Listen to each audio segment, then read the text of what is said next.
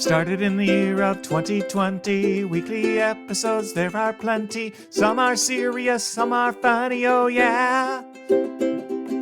Oh, wow, what do you know? It's time for the Pocket Knife Show. Whoa, whoa, whoa, whoa, whoa, whoa, whoa, whoa, whoa. Hey, it's Mike on the mic again for another episode of the Pocket Knife Podcast. A while back, our local grocery store underwent a complete overhaul. The signs outside were new, the shelving inside was rearranged, I think the flooring, maybe some of it, was replaced, and all the stuff I buy got shifted to different locations. Maybe I griped about this a while back, I don't remember. Anyway, for weeks I couldn't find anything. I'd enter the store and go to the old spot for something I needed. Not there. They had printed a "this is where it is now" list, but I mostly asked an employee, "Where do I go?" I kid you not, they often had to look it up themselves. The best workers, when I asked for help, simply said, "Follow me." They walked briskly to the middle of an aisle and helpfully pointed at the product in question. Once or twice after grabbing that item, I'd ask about another. Patiently, they'd lead me to another part of the store. Honestly, I don't remember how long ago all this happened, but I noticed something the other day. I know where most things are now. I can walk straight to a product without having to hunt down a guide. I'm good to go until corporate headquarters decides once again to upset the apple cart. Or the shopping cart, I guess. Jesus came along in the fullness of time and turned things around for God's people.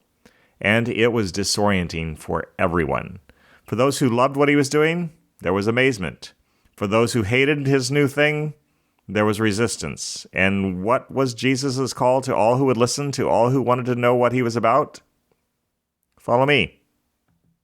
The 12 and a whole slew of others did just that. They walked where he walked and watched what he did. They sat down, all ears, every time he spoke.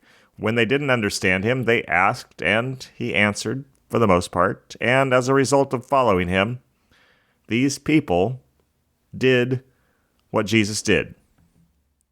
This, my friends, is what Christianity is all about. It's not about praying a prayer and thinking you're good forever. It's about deciding Jesus is the one worth following and following him, watching what he does and then doing it, listening to what he says and doing it. That's it. Here are a few passages which make it abundantly clear that what Jesus was starting was a following, not a religion. Matthew 7:21-23. Not everyone who says to me, "Lord, Lord," will enter the kingdom of heaven, but only the one who does the will of my Father who is in heaven. Many will say to me on that day, "Lord, Lord, did we not prophesy in your name, and in your name drive out demons, and in your name perform many miracles?" Then I will tell them plainly, "I never knew you. Away from me, you evildoers."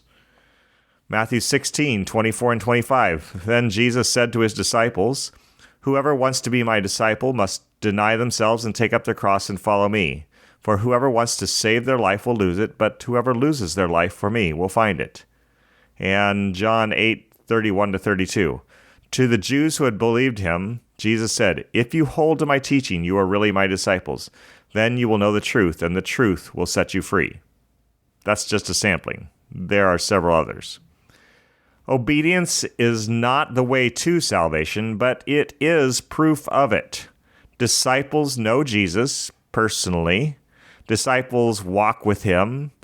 Disciples deny themselves and take up their cross and follow. Disciples hold to Jesus' teaching. Are you a believer? Might not be the best question. It's not a bad question because we must put our faith in Jesus to be saved. But the better question, I think, is, are you a follower?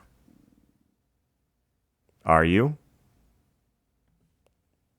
Oh no, it's that I know we've come to the end of the show. Whoa, whoa, whoa, whoa. See you next time.